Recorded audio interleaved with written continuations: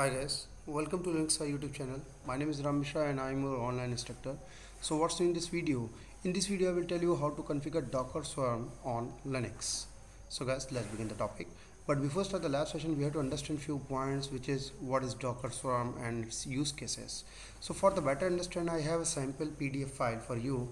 Let me go through it. So guys, as you can see, this is my Docker Swarm PDF file. So first question come in our mind is, what is Docker Swarm? So Docker Swarm is a clustering tool that turns a group of Docker hosts into a single virtual server.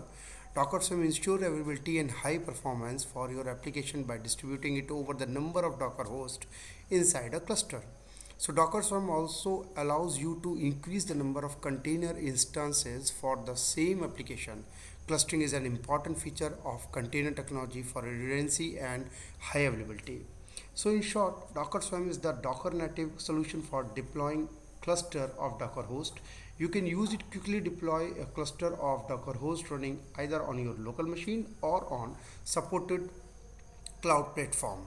So we have to understand two main components before moving to the lab step, which is very important in the Docker Swarm. First one is the manager node and second one is the worker node. What is the meaning of manager node and the worker node?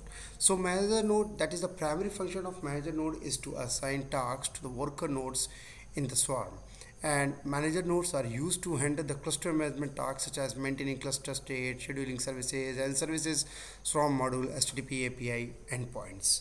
And worker node, as its name indicates, receive and execute the tasks dispatched from the manager host nodes. By default, manager nodes also run services as a worker nodes, right? An agent runs on each worker node and reports on the tasks assigned to its manager node. So in this figure, you can see this is a 3-node cluster figure. So here I have one manager node with the IP address is 192.168.111.29, and two nodes are working as a worker node with the corresponding IP address 128 and 130, right? What the prerequisite? You required a local Linux machine with the Docker install and the basic knowledge of Red Hat Linux and the Docker, right? So let's move to the lab session and we'll see how it's useful for us, right? So I'm back on my virtual machine. Okay, let it be clear for you. Guys, this is my virtual machine and currently I'm using RHEL 9, and where I have already installed the Docker command line tool. So if you don't know how to install Docker in Linux, you can go through my previous video from Docker playlist where I have uploaded how to install the Docker in RHEL Linux. So as you can see, this is the Linux terminal, and let's see the host name CTL. Currently I'm working on 9.1, and if I talk about the IP address, the current IP is 111.129, and Docker version, Docker is already installed. Yes, so same scenario happened in my all rest of the nodes server, this machine as well as that machine. The corresponding IP addresses and the Docker is already installed, and the IP address I have already mentioned. One is 128 and another is 130, right? So let's back on my DevOps server machine. So let me take the SS session and of my available nodes. So let me open the another tab, 192.168.111.128, give the password. Okay, that is server 1, and let me open one more, 192.168.111.130. okay, so before moving to next, let me verify the Docker is installed. Yep, it is there, and Docker hyphen version, yes, it is there. I'm back on my server node, right? That is a manager node. So now let me check the before moving to the next one. I have already taken the remote SSH of my both Linux node. Let me check the current condition of Docker images and container using the following command: Docker images as well as Docker ps-a. So as you can see that currently I don't have any container images and container available on this box, right? So I will make this machine, that is DevOps server, this machine as a manager node, and rest of the 2 node will perform as a worker node, right? So move to the first step, which is check swarm status and create Docker swarm cluster. So we have a command for this one, docker info pipe, we can search it, grep SWARM. So currently you can say, hey, it's available, but by default it's inactive. So our next step is we need to create a cluster and activate it. To configure this node as a swarm manager tab, we can go with the following command, and you can type docker swarm init, that is initialization, right? So let me press enter. Yep, you can see swarm initialization successfully done, and we will get the token ID. This is the token ID, right? It is very important for us. So the token shown in the above output will be used to add worker node to the cluster in the next step, and the Docker engine joins the swarm depending on the join token you provide to the Docker swarm join command, right? So now check the status of manager node with the following command. We can go with the docker node ls. So once if I go to docker node ls, here you can see DevOps server is active and running condition, and manager status is a leader, right? Now move to the next step, which is add worker node into the swarm cluster. So manager node is now configured properly. It is time to add worker node to the swarm cluster. So first of all, we will copy the output of swarm init command from the previous step and then paste the output of the worker node to join the swarm cluster on the both node. So let's do it one by one on both machine, right? So let me copy this entire command from here and copy the same thing, go one by one both machine, press enter. Yep, this now join as a worker. Similarly on the third one, perfect.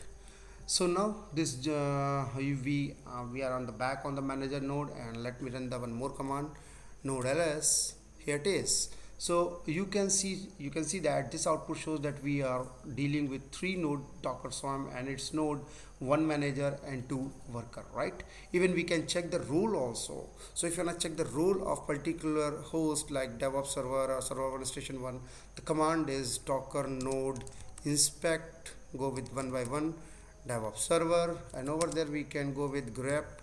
What we need to search, we search for the role. So this is the manager, perfect. And what about the server one? Server one example.com, this is worker, perfect. And what is the role of station one? Station one acting as a worker, perfect. So now move to the next tab, which is launch web service in Docker Swarm, right? Docker Swarm cluster is now up and running, and it is time to launch the web services inside the Docker Swarm mode. So on the manager node, we will run the command docker service create command to deploy a web server service, right? So we go with docker service create, and the command is hyphen name, give that nice name, web server, okay, -p port mapping and nginx. I'll go with the nginx, right? So in this command, let me press enter first. Let's see, by default it will go with the docker.hub and grab the image from there. So docker service create, yeah, started. So in this command, we are mapping port number 80 into the nginx container to port 80 on the cluster, so that we can access the default nginx page from anywhere, right? So just wait, let it be complete. We'll see what will the effect happen. So let it be complete, just wait for 1 minute, let it be complete. So okay, waiting for 4 seconds to verify that tasks are stable. Yep, service, okay, now it's done. To view which service are running on a cluster, we can go with docker service ls command. So here you can see that the replicas column show how many instances of the service are running. So currently it's 1, right? We can determine which node the service is running on by using docker service ps command followed by the service name. So we have a docker service ps and the web server, the name of this one. Press enter. So you can see that currently it is running on DevOps server node only. Am I right? Look at that node is DevOps server, and it is in running condition. So in this example, the DevOps server service is running on DevOps server node only. Since that's a web server running on the default port, we can access it by pointing your web server to the web browser to the HTTP and node 1 IP address. Let's try it. We'll see the nginx default page. So I'll go with Firefox 192.168.111.129 of this machine. Let me go with ampersand, go in the background. So default web page should be shown. Just give me 1 second. Let it be open. Okay, it's coming.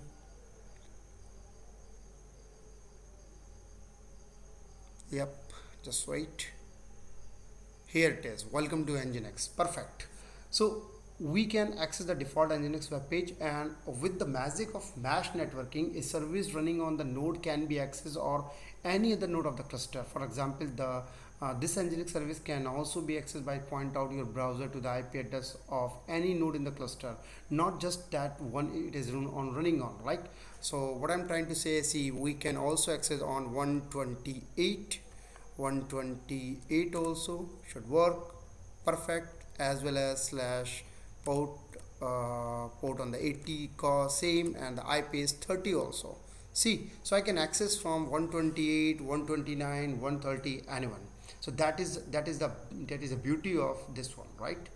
And now move to the let's talk one more very important part, which is feature of Docker Swarm, which is the ability of scale a service. That is a sign up additional instances of a services. Assume that we want to scale the web services that we started earlier to the 5 instances. To do so, we just type the following command, like Docker service scale command, and the system will create 4 more instances for us, right? So let me close that one, and currently if I go with Docker PS service, I have only one.